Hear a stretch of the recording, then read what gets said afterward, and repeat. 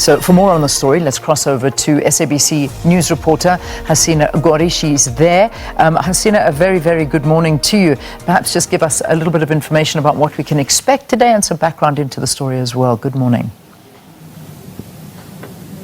Good morning, Leanne. Yes, as you mentioned, it is a big day here at the JSC's interview panel. It's the first one for this year, looking at some of those top posts. It's also the first time that the newly appointed Chief Justice Raymond Zondo will be chairing this meeting in a permanent capacity. When last year in the October sessions, he was sitting and chairing that session, but this year this is the first time, and one of his first acts as the new Chief Justice. Today we're seeing 5 of the top lawyers or jurists in the country vying for that positions of 2 vacant positions on the bench. 4 of those candidates have interviewed before. Only one is a newcomer. It's going to be quite an interesting day because from the 5 candidates, 3 of those candidates are male and white male. So it's going to bring in a lot of questions around transformation and how the JSC looks into that when appointing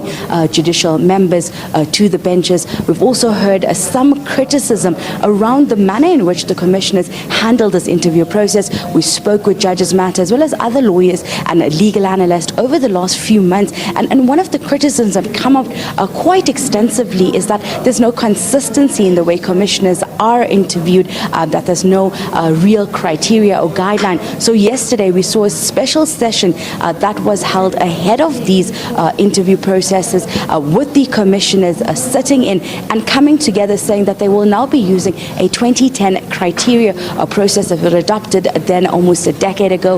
We've heard from Judges Matters. They said that while this is a good short interim solution, that more needs to be done. There is a panel also being brought about to ensure that new guidelines are set up. There was also calls, if you'd remember, during the Chief Justice process from Freedom Under Law, calling for commissioners like Advocate Dale Mpofu as well as Julius Malema to recuse themselves, saying that they were facing their own disciplinary actions and that they should recuse themselves from this process because their integrity was already called into question during this process. We've seen now that Advocate Dale Mpofu has been replaced by another lawyer also from the Johannesburg Bar. So these are some of the changes we're going to see going in to this process that's going to continue through the week. Today's interviews are for 5 candidates for 2 positions on the Constitutional Court.